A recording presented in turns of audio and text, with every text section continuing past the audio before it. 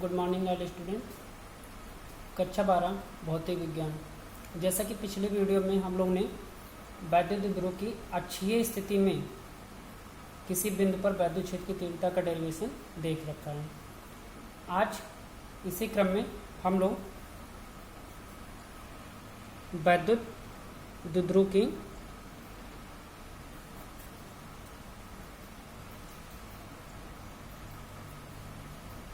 वैद्युत द्विध्रुव की निरक्षीय स्थिति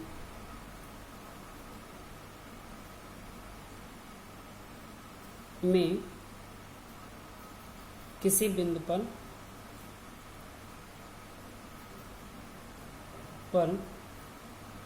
वैद्युत क्षेत्र की तीव्रता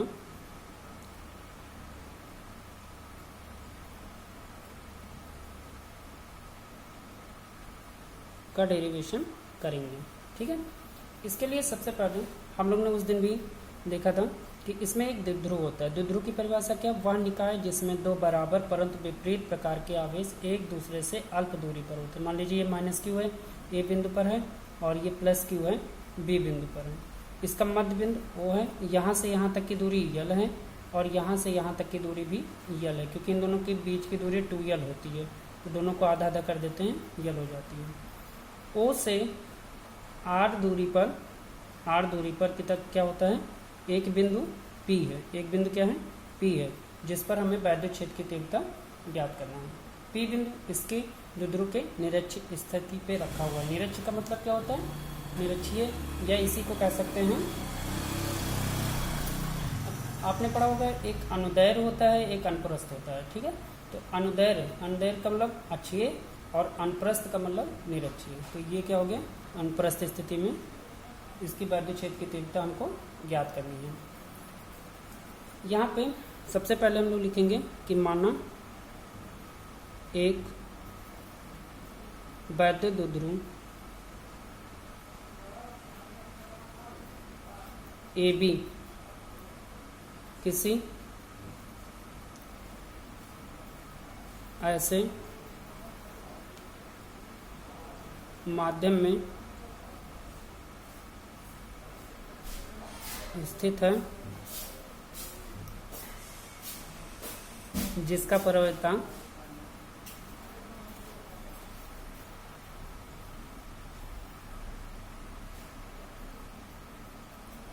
कैपिटल K है। अब द्विध्रुव इधर माइनस क्यू, इधर प्लस क्यू, तो माइनस क्यू तथा प्लस क्यू से मिलकर बना है, जिनके मध्य की दूरी 2l है। अब द्विध्रुव के मध्य बिंदु O से, जो फिगर में दिखाया गया है उसी को हम यहाँ लिखते चलेंगे। द्विध्रुव के मध्य बिंदु O से r दूरी पर एक बिंदु P है, जिस पर वैद्युत क्षेत्र की तीव्रता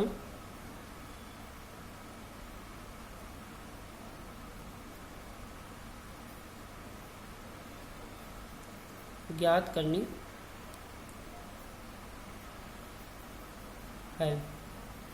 ठीक, अब यहाँ से लिखेंगे कि माना वैद्युत द्विध्रुव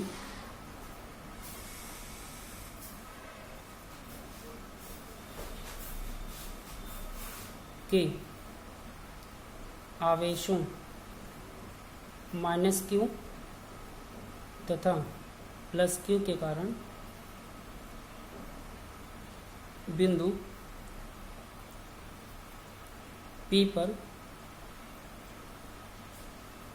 वैद्युत क्षेत्र की तीव्रता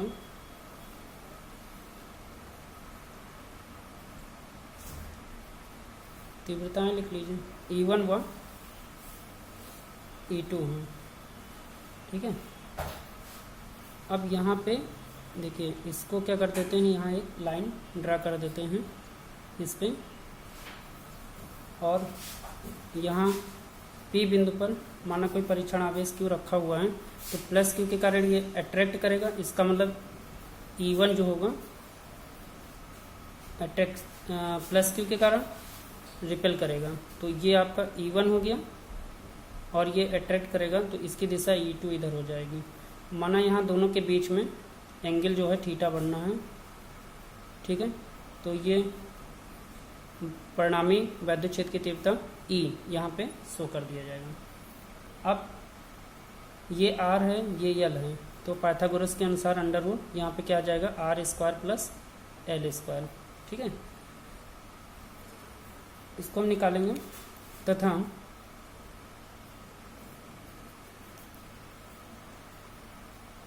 प्रत्येक आवेश से दूरी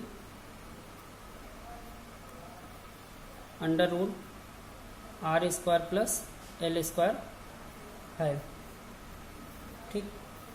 अब तो ये क्या हो जाएगा, E1 = 1/4πε0 K × Q/√R² plus L², ठीक।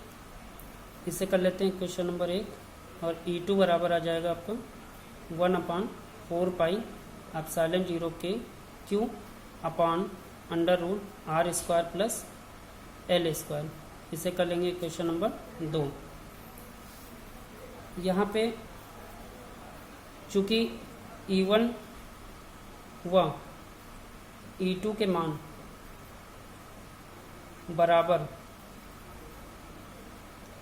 परंतु विपरीत दिशा में है,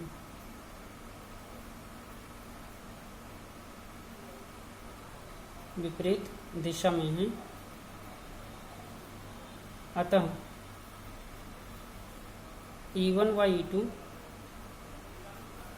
को AB के लंबवत व समांतर दो घटकों में क्या करने पर, वियोजित करने पर, वियोजित करने पर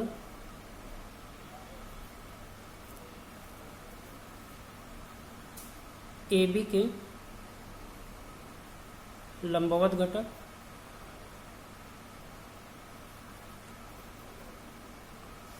ये आपका हो जाएगा E1 sin थीटा व E2 sin theta, E1 sin theta और E2 sin थीटा। इसका फिगर यहाँ देखते हैं, मान के चलिए कि ये जैसे यहाँ पे एक लाइन है, तो ये ऊपर लंबवत घटक है, तो ये हो गया आपका E1 sin थीटा, और ये नीचे हो गया E2, ये आपका हो गया E2 sin थीटा, ठीक। तो यहाँ पे ये दोनों क्या हो रहे हैं, परस्पर निरस्त हो जाएंगे, निरस्त हो जाएंगे। और इसके बाद जो AB के समांतर घटक हैं,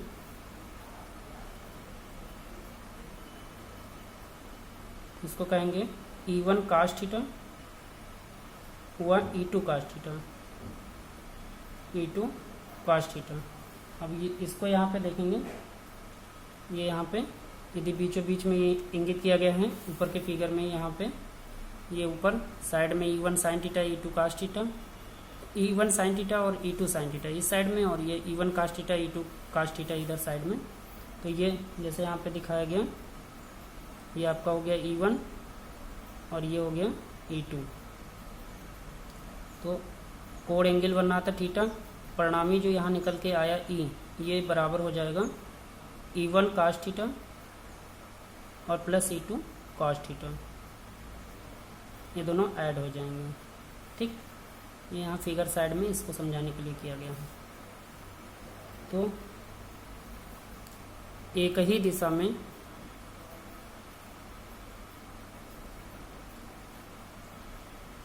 होने के कारण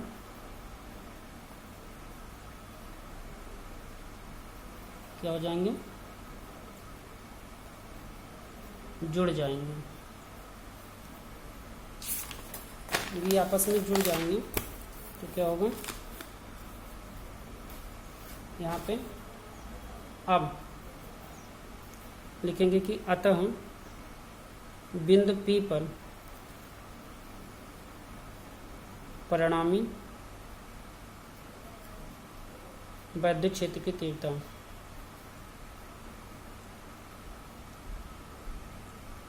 ये आपका हो गया E इक्वल टू हमने पीछे देखा था E1 cos theta plus E2 cos theta. E1 की वैल्यू वहाँ से पहले इक्वेशन से रखेंगे एप्सिलॉन 0 के इंटू क्यू अपान, और वहाँ पे अंडर रूट, चलिए हम यहाँ पे दिखा देते हैं, under root are square plus L square ये लिखा हुआ है, और under root are square plus L square का यहाँ पे होल स्क्वायर आएगा और ये भी होल स्क्वायर रहेगा। तो इस नाते ये आपका क्या होता है, इसका होल स्क्वायर और प्लस यहाँ पे डाल देंगे cos theta plus 1/4 pi epsilon 0 के q upon under root are square plus L square का whole square into cos theta. ठीक, तो देखिए यहाँ पे 1/4 पाई एप्सिलॉन 0 के और क्यू अपान, अब ये हो जाएगा R square plus L square, जब अंडर रूट पे रूट लगा होता है कट जाता है, तो ये हट करके ये दोनों में कॉमन है, अंदर बच गया cos theta plus cos theta दोनों में। ठीक, ये पोर्शन और ये पोर्शन बाहर हो गया, ये cos थीटा, तो ये आ गया 1/4 पाई एप्सिलॉन 0 के into Q upon R square plus L square और इंटू 2 cos थीटा। क्या हो गया, 2 cos थीटा। अब परंतु क्या है, cos थीटा बराबर, देखते हैं हम यहाँ पे फिगर में, cos थीटा बराबर, cos थीटा होता है आधार बटे कर्ण। cos थीटा यहाँ पे देखेंगे आधार OB और कर्ण BP। ठीक है, तो यहाँ पे क्या आ जाएगा, cos थीटा बराबर आपका आ गया OB अपान PB कह सकते हैं, तो OB और PB का हो जाएगा, फिर से फिगर देखिए, PB यहाँ निकल के आएगा आपका OP स्क्वायर, ये OP स्क्वायर और प्लस OB स्क्वायर, तो यहाँ करेंगे PB equal to OP square plus OB square, इसका 1/2। ठीक, तो ये आ गया OB की वैल्यू हो गई 1 और इसका हो गया R square plus L square का 1/2। ठीक, OB की वैल्यू 1, सॉरी यल है, 1 नहीं यल। OB की वैल्यू क्या है, आपके फिगर में फिर से देख लीजिए, यहाँ पे OB की वैल्यू क्या है, यल है, और आपका ये जो निकल के आया OP square plus OB square R square plus L square का अंडर रूट, और अंडर रूट को हम लिख सकते हैं, ये आपका हो गया क्या, OB की वैल्यू यल और OP square R square OB square L square, ये दोनों कर्ण है, कर्ण का वर्ग कितना हो गया, 1/2 हो गया, अंडर रूट 1/2 आ गया। तो इस वैल्यू को उठा के यहाँ पुटअप कर लेंगे, तो अब देखिए क्या आ गया, E equal to 1/4 pi epsilon 0 के into Q upon R square plus L square. ठीक है, into L upon R square plus L square की पावर 1/2। यहाँ पे आ जाएगा 1/4 पाई एप्सिलॉन 0 के इंटू क्यू एल अपान, अब ये हो गया R square plus L square की पावर, देखिए यहाँ पे एल स्क्वायर की पावर क्या हो गया, ये हो गया 1 और ये आधा, तो 2 1 कम 2 और 1 3/2, कितना हो जाएगा, भिन्न जुड़ जाएगा 3/2। तो अब इसके बाद चूंकि L का मान R की अपेक्षा बहुत कम है, कम है, अतः L is very very less than R, अतः L स्क्वायर का मान R स्क्वायर की तुलना में नगण्य माना जा सकता है। अतः कंक्लूजन आता है कि P बिंदु पर परिणामी वैद्युत क्षेत्र की तीव्रता